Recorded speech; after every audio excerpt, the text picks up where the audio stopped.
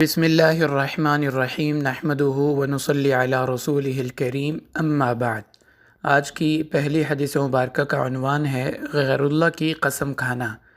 یہ روایت ابو داؤد کے اندر حضرت بریدہ بن حصیب الاسلمی رضی اللہ تعالیٰ عنہ سے منقول ہے کہ آپ صلی اللہ علیہ وسلم نے ارشاد فرمایا، من حلف بالامانۃ فلیس منا، جس نے امانت یعنی غیر اللہ کی قسم کھائی وہ ہم میں سے نہیں۔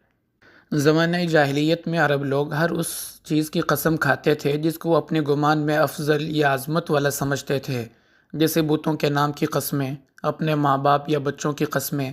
شریعت مطہرہ نے قسم کے بارے میں دو اصول مقرر فرمائے۔ پہلی بات کہ قسم سچی ہو، جھوٹی نہ ہو، جھوٹی قسم بھی کبیرہ گناہ ہے، اور دوسری کہ صرف اللہ تعالیٰ کے نام کی یا اس کی صفات میں سے کسی صفت کی قسم کھائی جائے، اس کے علاوہ ہر چیز کی قسم ناجائز اور گناہ کبیرہ شمار کی گئی ہے۔ مثلا عبادات میں سے کسی عبادت، نماز، روزہ یا حج کی قسم کھانا، اپنے ماں باپ یا بچوں کی قسم کھانا، مسجد کی قسم، سب اس ممانعت میں داخل ہیں۔ اور ایک روایت میں تو غیر اللہ کی قسم کو کفر سے تعبیر کیا گیا اور فرمایا من حلف بغیر اللہ فقد کفر۔ یہ روایت امام ابو داؤد اور ترمذی دونوں نے حضرت عبداللہ بن عمر رضی اللہ تعالیٰ عنہ سے روایت فرمائی ہے۔ اب یہاں ایک بات بطور وضاحت کے عرض کی جاتی ہے کہ قرآن کریم بھی اللہ تعالیٰ کی صفت ہے، اس لیے قرآن پاک کی قسم اٹھانا شرعاً درست ہے، اس میں کوئی قباحت نہیں۔ البتہ اپنے ماں باپ کی یا بچوں کی قسم کھانا یہ جائز نہیں ہے۔ اور یہ جو حدیث مبارکہ ہے من حلف بالامانۃ فلیس منا، اس حدیث میں امانت سے مراد یا تو امانت داری ہے یا مطلقاً کسی بھی عبادت کی قسم مراد ہے جس سے منع فرمایا گیا ہے، یعنی عبادات میں سے کسی عبادت کی یا اشخاص میں سے کسی شخص کی قسم کھانا شرعاً جائز نہیں ہے اور اس کو کبیرہ گناہ قرار دیا گیا ہے، اس لیے اس چیز سے بہت زیادہ احتیاط کرنی چاہیے۔ ایک تو ہمیشہ قسم سچی ہو، جھوٹی قسم نہ ہو، اور دوسرا اللہ تعالیٰ کے نام یا اس کی صفات میں سے کسی صفت کی قسم کھائی جائے، غیر اللہ کی قسم کھانا جائز نہیں ہے۔ جیسے احادیث میں آتا ہے وَرَبِّ الْكَعْبَةِ، رب کعبہ کی قسم، یا آپ صلی اللہ علیہ وسلم جب بھی قسم کھانی ہوتی تھی تو فرماتے تھے وَالَّذِي نَفْسِي بِيَدِهِ، قسم اس ذات کی جس کے قبضے میں میری جان ہے۔ تو اس طرح قسم اٹھانا جائز ہے۔ دوسری حدیث مبارکہ ہے کسی مسلمان کو نقصان پہنچانے والا۔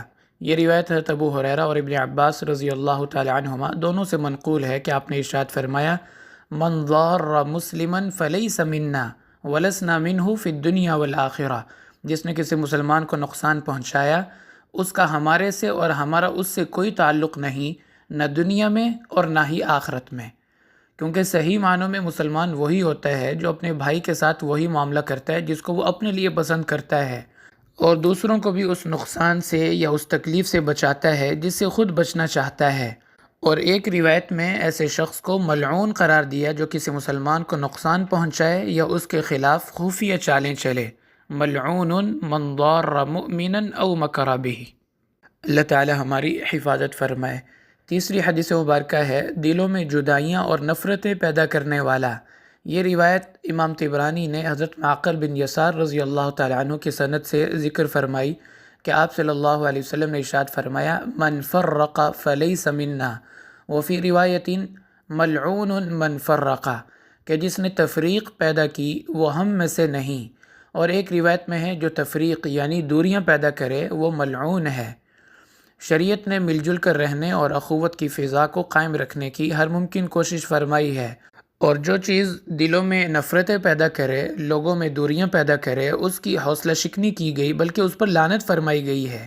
اور ایک روایت میں تو بہت سخت وعید مذکور ہے، فرمایا جو ماں اور اولاد کے درمیان دوری پیدا کرے قیامت کے دن اللہ تعالیٰ اس کو اس کے پیاروں سے دور کر دیں گے، کیونکہ جیسی کرنی ویسی بھرنی۔